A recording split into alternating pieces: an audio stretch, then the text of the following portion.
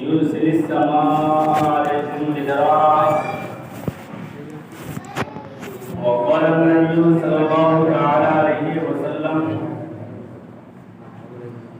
لولا البهائم لم يمسكوا عليها أو كما قال عليه الصلاة والسلام. صدق الله العظيم وصدق رسوله النبي الأمين المتين الكريم، ونحن على ذلك لمن الشاهدين والشاكرين والحمد لله رب العالمين. برادران ملت اسلامیہ خطبہ سننے کے بعد میں نے قرآن مجید و فرقان حمید کی 29ویں پارے کی سورہ نور کی 2 آیتیں کریمہ تلاوت کی اور ایک حدیث پاک پیش کیا. آئیے اس میں کچھ سننے اور سنانے سے پہلے ہم اولاد مل کر ایک مرتبہ اپنا نامدار مدینے کے تاجدار دونوں عالم کے مالک و مختار جناب احمد مصطفیٰ محمد مصطفیٰ صلی اللہ تعالی علیہ وسلم کی مقدس بارگاہ میں انتہائی عقیدت و محبت کے ساتھ درود پاک کا نذرانہ پیش کریں. پڑھے بآواز اللہم صلی علی سیدنا شفیعنا حبیبنا نبینا مولانا محمد بارک وسلم صلی علیہ صلاۃ و سلام علیک یا رسول اللہ صلی اللہ تعالی علیہ وسلم.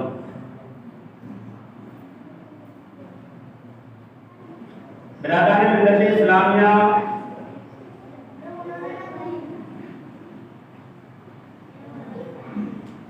اللہ تبارک و تعالی ہم اور آپ جانتے ہیں، سب جانتے ہیں کہ اللہ تبارک و تعالی اپنے بندوں سے حد سے زیادہ محبت فرماتا ہے، پیار کرتا ہے. اور اتنا محبت کرتا ہے اپنے بندوں سے اللہ تبارک و تعالی کی کتابوں میں حدیثوں میں آیا ہے کہ 70 ماہ سے زیادہ اللہ تبارک و تعالی اپنے ایک بندے سے محبت کرتا ہے. ایک ماں اپنے بچے سے، اپنے اولاد سے جتنی محبت کرتی ہے کہ اس ماں کو کبھی بھی کسی بھی حال میں یہ گوارا نہیں ہوتا ہے کہ میرے بچے کو، میرے اولاد کو کوئی تکلیف پہنچے. ایک ماں کو تکلیف اٹھا لیتی ہے، پریشانیاں جھیل لیتی ہے، لیکن اپنے اولاد کو، اپنے بچے کو کبھی پریشانیوں میں، مصیبتوں میں، تکلیفوں میں کبھی دیکھ نہیں سکتی ہے، اسے برداشت ہی نہیں ہو. چاہے وہ ماں پڑھی لکھی ہو یا جاہل ہو یا کیسی بھی ہو. ایک جانور بھی اپنے بچے کی تکلیف کو نہیں دیکھ سکتا. آپ کسی جانور سے اپنے بچے کو دور کر دیں تو وہ جانور بھی پاگلوں کی طرح یہاں وہاں گھومنے لگتا ہے، چلانے لگتا ہے. اسے بھی بچے کی یاد آتی ہے، بچے کی جدائی، بچے کی تکلیف ایک جانور کو بھی برداشت نہیں ہوتی. پھر اللہ تبارک و تعالیٰ کو 70 ماہ سے زیادہ ایک ماں کی محبت کا یہ عالم ہے کہ ایک ماں رات کے کتنی بھی گہری نیند میں ہو، اپنے بچے کو رات میں بھی ساری رات جاگ کر کے اپنے بچے کو سلاتی ہے تاکہ میرے بچے کو نیند آ جائے، میرے بچے کو تکلیف نہیں ہو. 70 ماہ سے زیادہ اللہ اپنے بندوں سے محبت کرتا ہے. پھر آپ دیکھیں جب اللہ اپنے بندوں سے 70 ماہ سے زیادہ پیار کرتا ہے، پھر ہمارے اوپر اتنی پریشانیاں کیوں آتی ہیں، مصیبتیں کیوں آتی ہیں؟ طرح طرح کی پریشانیاں ہماری زندگی میں شامل ہیں. آخر وجہ کیا ہے؟ محبت کرنے کا مطلب تو ہوتا ہے کہ اللہ 70 ماہ سے زیادہ پیار کرتا ہے تو بندے کو بظاہر کوئی تکلیف نہیں ہو، کوئی مصیبت نہیں آئے، کوئی پریشانی نہیں آئے. یاد رکھیے برادران ملت اسلامیہ، یہ بات حق ہے، یہ بات سچ ہے کہ اللہ اپنے بندوں سے 70 ماہ سے زیادہ پیار کرتا ہے. لیکن یہ جو تکلیفیں، یہ جو مصیبتیں، یہ جو پریشانیاں آتی ہیں وہ ہمارے اعمال، ہمارے کردار، ہمارے برے اخلاق کی وجہ سے آتی ہے، ہمارے ہاتھوں کی کمائی ہوتی ہے. اللہ ہمیں کوئی مصیبت میں گرفتار نہیں کرتا. ما اصابہ من مصیبت فبما کسبت ایدیکم، کہ اے لوگوں تمہارے پاس جو بھی مصیبتیں پہنچتی ہے وہ تم نے اپنے ہاتھوں سے کمایا ہے، یہ تمہارے ہاتھ کی کمائی۔ اللہ پیار کرتا ہے، بندوں سے محبت کرتا ہے۔ اب دیکھ لیں آپ، بہت سے سالوں سے، چند سالوں سے کبھی بارش نہیں ہوتی ہے، کبھی گرمی زیادہ ہوتی ہے، کبھی اتنے پانی آ جاتا ہے کہ فصلیں برباد ہو جاتی ہیں، کتنے گھر تباہ ہو جاتے ہیں۔ نفع دینے والی جو بارش ہے، فائدہ پہنچانے والی جو بارش ہے، وہ آج ہماری زندگی میں نہیں ہوتی۔ آج ہم پریشان ہیں گرمیوں سے، آج ہم پریشان ہیں دھوپ سے، ہمارے اندر بے چینی چھا گئی ہے۔ آخر ہم اتنے پریشان کیوں ہیں؟ اللہ کو ہم سے پیار کرتا ہے، 70 ماہ سے زیادہ محبت کرتا ہے اللہ، پھر یہ بندے پریشان کیوں ہیں؟ ہم تکلیف میں کیوں ہیں؟ برادران ملت اسلامیہ بھی ایک ہفتے کی گرمی ہم برداشت نہیں کر پا رہے ہیں۔ ہر آدمی بے چین ہے، گھروں سے نکلنا ہمارے لیے مشکل ہو گیا۔ اگر سخت ضرورت نہیں ہو تو انسان گھروں سے باہر نہیں نکلتا۔ آخر کیا وجہ ہے کہ اتنی پریشانیاں آ رہی ہیں؟ برادران ملت اسلامیہ، اللہ کے رسول صلی اللہ تعالی علیہ وسلم ایک حدیث پاک میں ارشاد فرماتے ہیں، حضرت عبداللہ بن عمر رضی اللہ تعالی عنہ سے روایت ہے، حضور فرماتے ہیں کہ اے میرے صحابیوں، جب کوئی قوم، جب کوئی اللہ کا بندہ 5 چیزوں میں گرفتار ہو جاتی ہے تو اللہ تبارک و تعالی اس بندے کے عذاب کو نازل کرتا ہے۔ اللہ کے رسول آگے فرماتے ہیں کہ میں ان 5 چیزوں سے پناہ مانگتا ہوں، اے میرے صحابیوں تم بھی ان 5 چیزوں سے پناہ مانگو کہ کبھی بھی تمہاری زندگی میں وہ 5 چیز کبھی بھی آنے نہ پائے۔ حدیث پاک ہے، سب سے پہلی چیز اللہ کے رسول نے ارشاد فرمایا کہ اس قوم میں، جس معاشرے میں بے حیائی، برائی اعلانیہ ہونے لگے، کھلے عام ہونے لگے، تو اللہ تبارک و تعالیٰ اس قوم کے بارش کو بند کر دیتا ہے، اس قوم کے بارشیں نازل اللہ نہیں کرتا ہے۔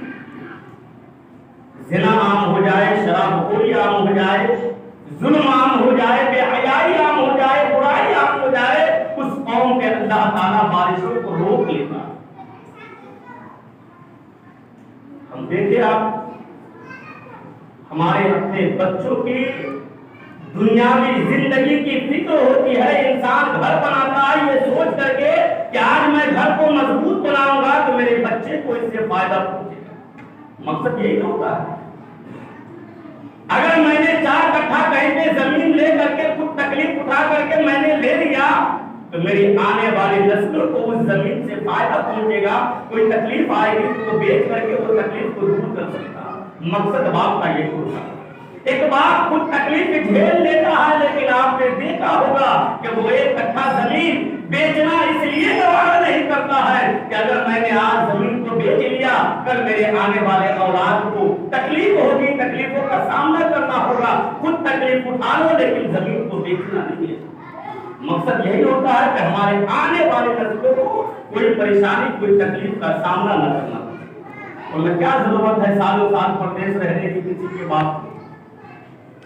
2 سال انسان 4 سال اپنے بال بچوں سے دور کیوں رہتا ہے؟ وجہ صرف یہی ہوتی ہے کہ ہم تو تکلیف اٹھا لے لیکن ہمارے اولاد کو کوئی تکلیف نہیں ہوتی۔ ہم دنیاوی تکلیف سے بچانے کے لیے ہم سالوں سال اپنے گھر کو چھوڑ کر کے باہر رہتے ہیں، صرف دنیاوی زندگی میں اپنے اولاد کو آرام پہنچانے کے لیے، لیکن ہم برائی کرتے وقت بھول جاتے ہیں کہ آج ہم جس معاشرے میں بیٹھ کر کے کھلے عام برائی کر رہے ہیں اس معاشرے کے اندر ہمارے چھوٹے بچے بھی رہتے ہیں، کسی کا چھوٹا بیٹا بھی رہتا ہے۔ آج اگر ہم کھلے عام معاشرے کے اندر بیٹھ کر کے حرام خوری کریں گے کل ہمارے اولاد بھی اچھائی کے راستے پہ نہیں چلے گی۔ باپ کے کارنامے کو دیکھ کر کے کل اولاد کو تانا دیا جائے گا کہ تمہارے باپ ایسے کیا کرتے تھے وہ بچہ بھی اگر برائی کے راستے پہ چل کر کے زندگی گزارتا ہوا نظر آئے. یہ کیوں نہیں سوچتے ہیں کہ ہمارے بچے کا گھر مضبوط ہو, ہمارے بچے کا عمل بھی مضبوط ہو, اپنے عمل کو ہم مضبوط کریں. ہم یہ کیوں بھول جاتے ہیں؟ ہوتا ہے نا معاشرے کے اندر اپنے گاؤں اٹھا کر کے دیکھ لیں, کھلے عام برائیاں ہو رہی ہیں.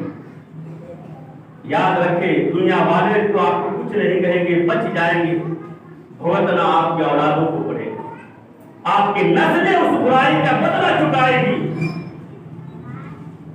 جس طرح گھر مضبوط کرتے ہیں, جائیداد جمع کرتے ہیں اپنے اولاد کے فائدے کے لیے, اپنے اعمال بھی اچھے کرے تاکہ آپ کے اولاد آپ کے اچھے اعمال کا چرچا سن کر کے آپ کے جانے کے بعد جب آپ کا چرچا کرے تو کہے آپ کے اولاد کو کہ آپ کا باپ نیک تھا, نمازی تھا, قرآن پڑھنے والا تھا.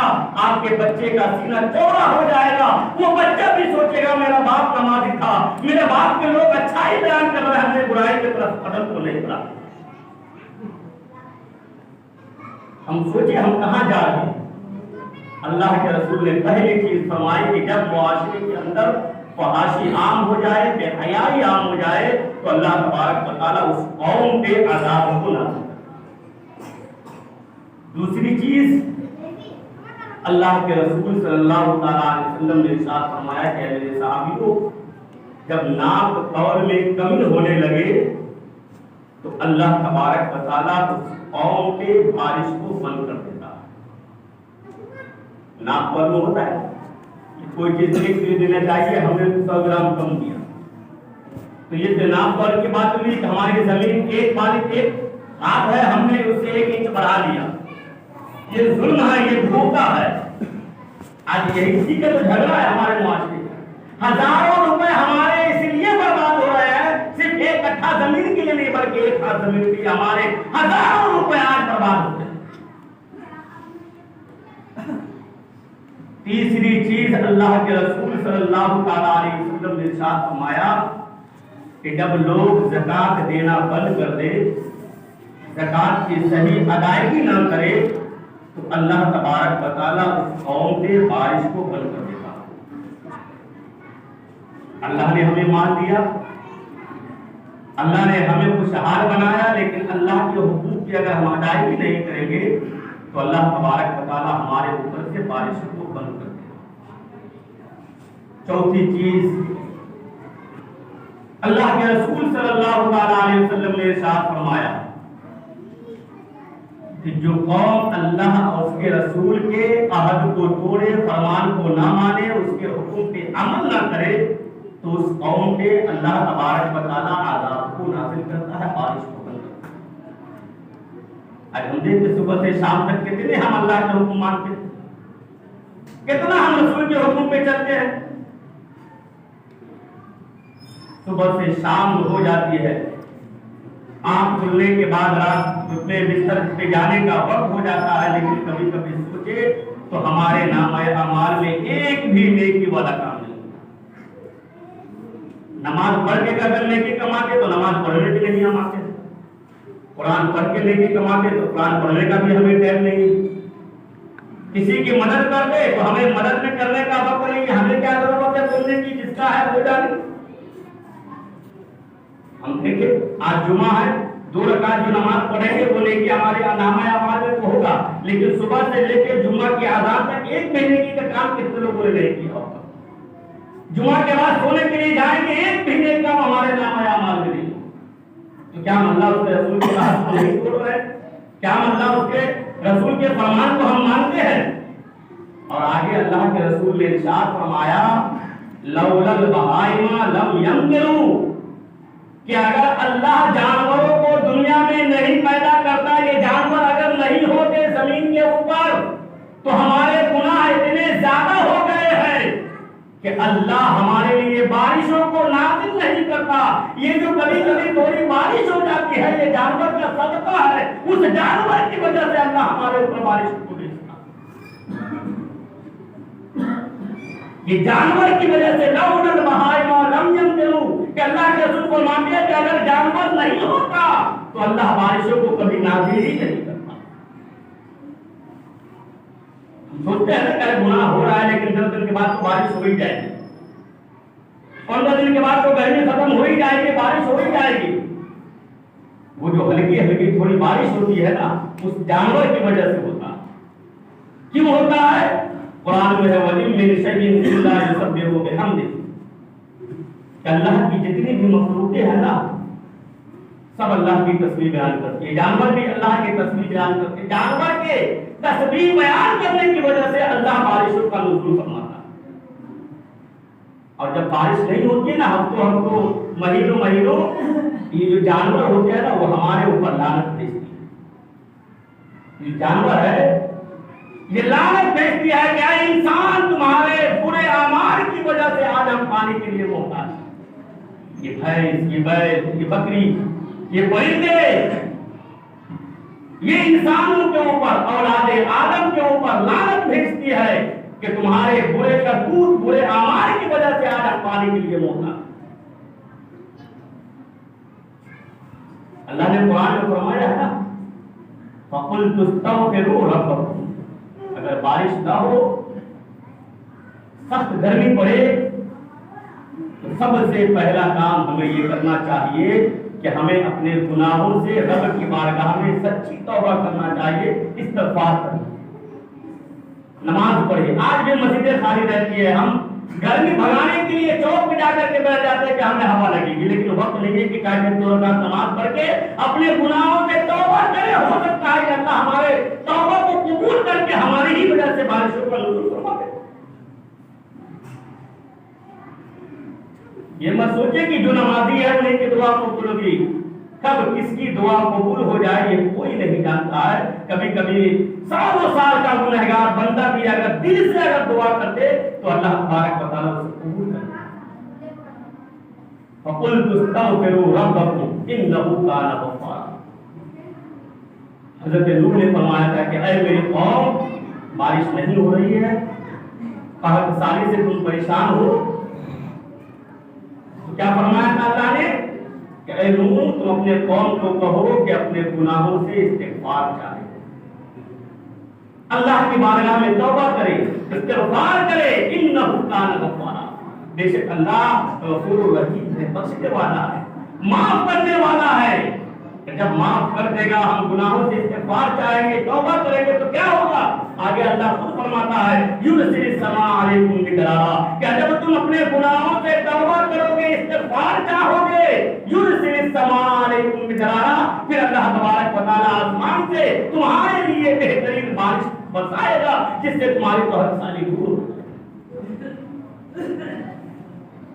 युरसिलिस समा अलैकुम मिदरारा, कि अल्लाह तुम्हारे लिए आसमान से बारिशों का नुज़ूल फरमाए। अब कब होगा? जब हम अपने गुनाहों से रब की बारगाह में तौबा करेंगे, इस्तिग़फ़ार करेंगे, इज्तिमाई दुआ करें, 40-50 आदमी मिल करके, बैठ करके, नमाज पढ़ के, अपने सर को सजदे में रख करके दुआ करें। क्या मालूम कि उन 40 मिनट में अल्लाह का नेक बंदा हो जिनके सजदे में दुआ कबूल हो जाए। हज़रत मूसा अलैहिस्सलाम के ज़माने में बड़ा मशहूर वाक़या है ना, जब बारिश नहीं हो रही थी, सारे लोग आए थे अल्लाह के नबी की बारगाह, तो अल्लाह के नबी है, दुआ करेंगे, दुआ कबूल हो जाएगी।